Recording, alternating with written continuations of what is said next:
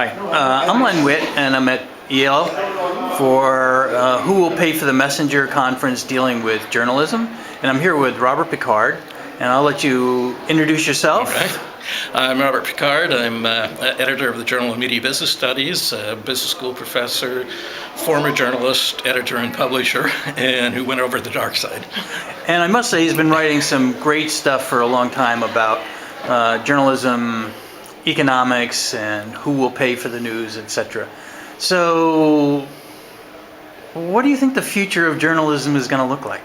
I think the future of journalism will be quite a bit different than what we've seen it be currently and what we've known it for the last 50 years or so.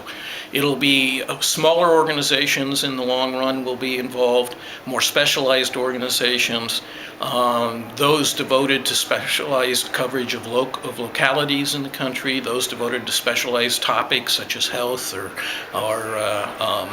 military affairs, international diplomacy, things of those sort. We will have a range of sources of information that are different from what we've had today. Most news organizations up till now have tried to create a buffet of choices of news that was something for everybody and some things that many people didn't use. And that will not be sustainable in the future environment nor desirable in the future environment because of the way people are making choices, the way people are personalizing news selections, and the way that people are using modern technologies. I run the Center for Sustainable Journalism, Kennesaw State University outside of Atlanta. And one of the models we're thinking about are cooperatives, where we go out to people and say, are you interested in civil rights, social justice reporting? Will you value that enough to actually pay to be part of a cooperative and actually own that kind of journalism? What do you think of that model? I think there are many models that are going to come forward. Some will be commercially funded, some will be funded by foundations, some will be funded by memberships, some will be funded because people think that certain kinds of coverage just needs to be done.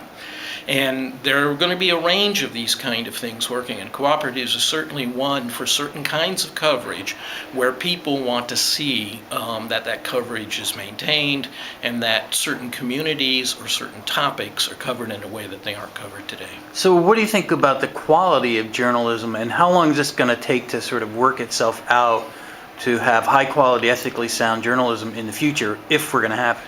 Well, I mean, one has to, we start from the standpoint that I'm not so sure we have great quality right now. Okay.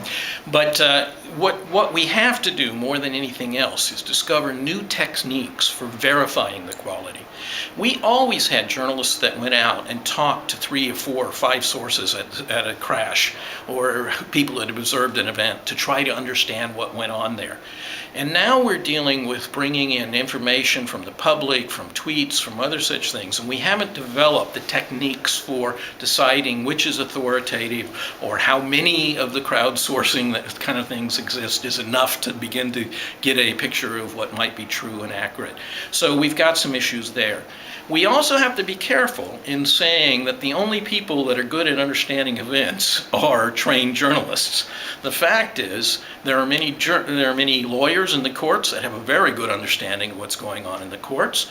There are many specialists on science sitting at universities, working in companies and other such things that have a great deal of knowledge about science that is much beyond what any journalist would have. There are many people sitting in banks and financial institutions that have a much better understanding of those than many journalists do. So to just say because they're not trained journalists doesn't assure quality is not good enough. What we have to do, though, is have a way of beginning to think differently about who the sources are and making it transparent of who and what their backgrounds are and why they speak authoritatively or do not. Okay, so I've been reading your stuff for quite a while, and for a while it seemed, well, this is pretty pessimistic stuff. Are you a pessimist or an optimist? What do you think? It depends on what we're talking about. I'm very optimistic about the future of news and journalism. I'm not as optimistic about large bureaucratized organizations that have created situations that they now can't change from very easily. And can you name a couple of those? Well, you can go through any of the major media companies are especially vulnerable. The New York Times, the Tribune Company, which of course is in bankruptcy, the McClatchy Company. What they've done is they've created structures that have such high overheads and such high debt loads that it's very difficult for them to walk away from the current models and make it work. And the only thing they can figure to do is to do massive cost cuttings that is hurting the quality of what they're doing, but they're not really transforming themselves into organizations that are able to change very easily. I thought the New York Times was kind of trying that. You don't think that's happening? They're trying, but they've gone, I mean, essentially what they've done is all the changes they've done in the last 2 years, and they've done some serious changes. I mean, selling their building and leaseback arrangements and other such things have helped them pay debt down a bit. But they're still carrying huge loads of debt with huge organizational structures, with huge numbers of bureaus, with huge numbers of journalists doing lots of things. And they're going to have to think whether that's going to be enough to do what they want to do. I think what's going to happen with many of these news organizations, they're going to have to become much more focused on what they cover and how they cover. And the New York Times, for the nation at least, has been a critical component for international and national news coverage. For people living on Manhattan, it's been an important part of local news for them. But we, in the rest of the country, see them for other kind of functions. Yeah, but you know, I was talking to somebody who in Kentucky heads the Rural Journalism Project, and he asked me, who covers rural America better than anyone else?